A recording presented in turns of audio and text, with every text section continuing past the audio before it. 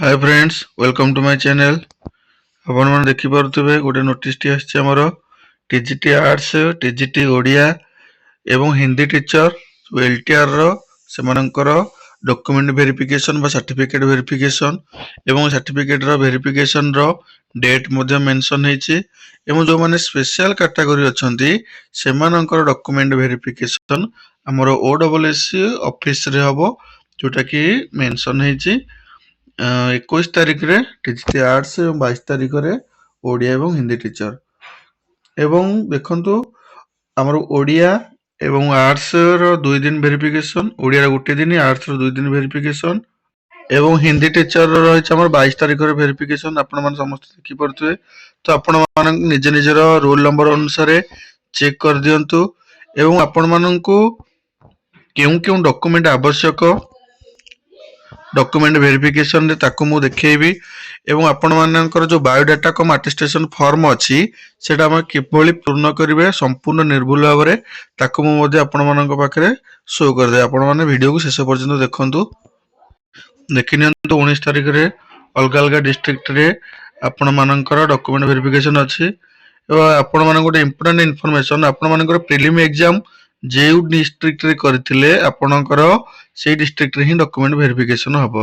एटा होचे प्रथम जिंस तो आपण माने निज डिस्ट्रिक्ट रे रोल नंबर खोजिले पाइबेनी आपण माने जेउ डिस्ट्रिक्ट रे प्रीलिम एग्जाम देथिबे सेही डिस्ट्रिक्ट रे ही आपण मानकर रोल नंबर आस्थिबो। तो चलंतु वर्तमान हम देखिबा हमरो बायोडाटा कम अटेस्टेशन फॉर्म देखंतु एटा हिंदी टीचर मानकर तो प्रथम जिंस होची आपण मानकर डेट ऑफ सीबी एवं बोर्ड नंबर एवं सेशन एटा आपण माने फिल अप करिवे जोठी आपण न जानि परिबे सेटा ऑफिसर मानक बुझी की आपण फिल अप करिवे। किछि किछि स्थान रे पिला फिल अप करसंती मु किछि किछि स्थान रे वेरिफिकेशन ऑफिसर फिल अप करसंती। देखंतु आपण मानकर रोल नंबर जोटा आपण मानकर एडमिशन लेटर आपण आसीबो डॉक्यूमेंट वेरिफिकेशन पई से रोल नंबर टी लिखिवे एवं नेम ब्लॉक लेटर रे लिखिवे आपण मानकर जेंडर जहाँ भी होना कहीं कि सेटा आपण लिखिवे डेट ऑफ बर्थ जो फॉर्मेट रे अछि सेही फॉर्मेट रे आपण डेट ऑफ बर्थ लिखिवे एवं एज कैलकुलेटर को यूज करिकी आपण माने गूगल ले 1/1/2024 को आपण मानकर एज सेट लिखिवे एवं आपण मानकर परमानेंट प्रेजेंट एड्रेस लिखिवे mobile number alternate telephone number email ID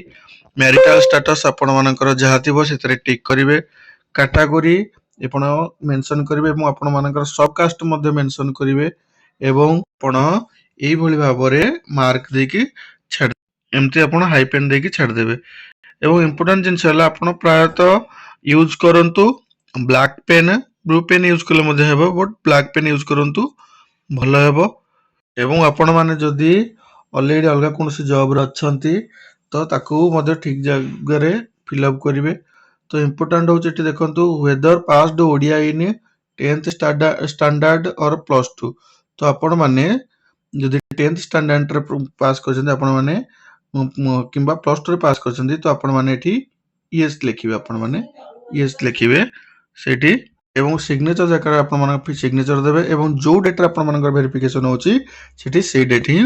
mention करिवे। परवर्ती पेज रे आपण मानकर देखंतु एठी 10th आपण मानकर बोर्ड लिखिबे आपण मानकर एवं ईयर ऑफ पासिंग तो इंपोर्टेंट जिंस हला जहां भी आपण माने एठी फिल अप करिवे सब गुडी को आपण माने निज निजर सर्टिफिकेट देखि फिल अप करिवे किंबा आपण मानकर एप्लीकेशन फॉर्म को देखि आपण माने एठी फिल अप करिवे एवं इंपोर्टेंट जिंस हला आपण माने रिमार्क रे किछि भी लिखिबे नाही रिमार्क रे आपण एठी किछि भी लिखिबे नाही रिमार्क रे एटा होची इंपोर्टेंट जिंस एवं देखंतु एठी आपण मानकर से भले भाबरे प्लस 2 फिल अप करिवे एवं एठी जोट लिखा हिची बैचलर डिग्री विथ हिंदी और bachelor degree with without Hindi आपण जहा थिबो सेट लिखिवे एवं आपण माने केमिति पास करछन यदि आपण मानकर हिंदी नथिला सेठी मेंशन करिवे एवं एठी देखंतु ओएसटीटी आपण मानकर सब्जेक्ट कोन एवं कैटेगरी कोन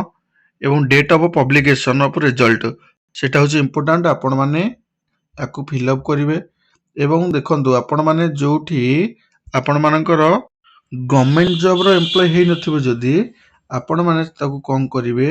क्लियरली मेंशन है tick whichever is applicable and strike out those not applicable आपण माने जदी कोनोसी गवर्नमेंट जॉब रे ଅଛନ୍ତି ତ ଆପଣମାନେ ତାକୁ ଟିକ୍ କରିବେ। ତ ଯୋଉମାନେ ନାହାନ୍ତି ତ ଆପଣମାନେ କଣ କରିବେ ନା ଫାଷ୍ଟ ଯୋଉ ଅପସନଟି ଅଛି ଏଇ ଅପସନଟିକୁ ଆପଣ ବାସ୍ ଟିକ୍ କରିବେ ଏବଂ ପରିଶେଷରେ ଆପଣମାନେ କଣ କରିବେ ନା ଏଠି ଫୁଲ୍ ସିଗ୍ନେଚର କରିବେ ଏବଂ ସେଇ ଦିନ ଡେଟ୍‌ର ପକେଇବେ ଯୋଉଦିନ ଆପଣ ଡକ୍ୟୁମେଣ୍ଟ ଭେରିଫିକେସନ କରିବେ। ନେକ୍ସଟ ଆସିଲା ଆପଣମାନଙ୍କର ସବୁଠାରୁ ଇମ୍ପୋର୍ଟାଣ୍ଟ ପାର୍ଟ ଆପଣମାନଙ୍କର କଣ କଣ ଡକ୍ୟୁମେଣ୍ଟ ଦରକାର।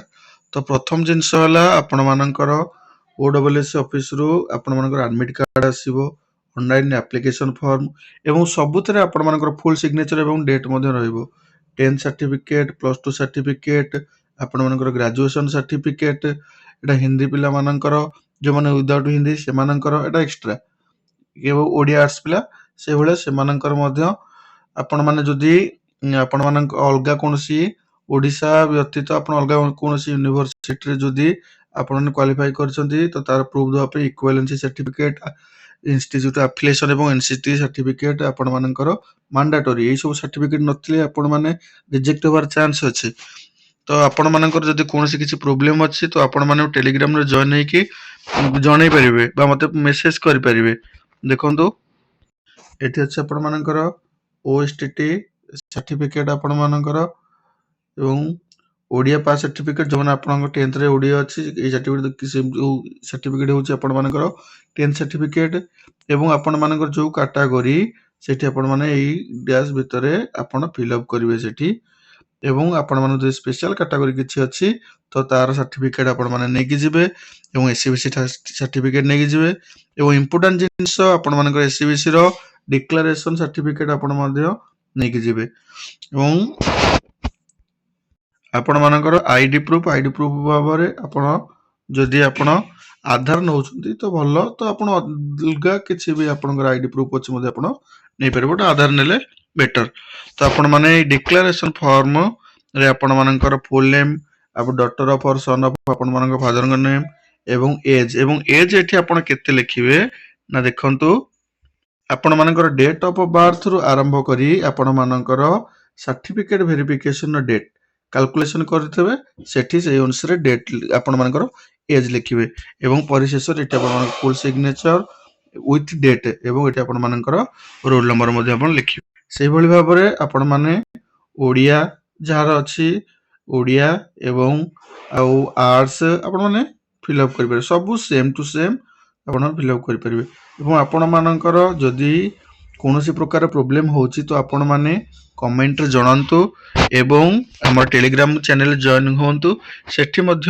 ଆପଣମାନେ ଜଣାନ୍ତୁ ଏବଂ ଏଇ ଗୋଟେ ଫର୍ମର ଡେମୋ ମୁଁ ଆପଣମାନଙ୍କ ସହିତ ସେୟାର କରିଦେବି ଟେଲିଗ୍ରାମରେ, ତ ଆପଣମାନେ ସେଠି ଯାଇକି ଦେଖିଦେବେ। ଏଇଠି ହେଉଛି ଆମର SCBC ଡିକ୍ଲାରେସନ ଫର୍ମ, ଆପଣ ଏଇ ଫର୍ମଟିକି ଡାଉନଲୋଡ୍ କରିକି ୟାକୁ ଫିଲ୍ଅପ୍ କରିଦେବେ ଆପଣମାନଙ୍କର SCBC ଡିକ୍ଲାରେସନ ଫର୍ମ। ଇଏ ହେଉଛି ଲାଷ୍ଟ। ତ ଆପଣମାନଙ୍କର ଆଉ ଯଦି କୌଣସି ପ୍ରୋବ୍ଲେମ୍ ଅଛି ବା କୌଣସି ଇସ୍ୟୁ ଅଛି ଆପଣମାନେ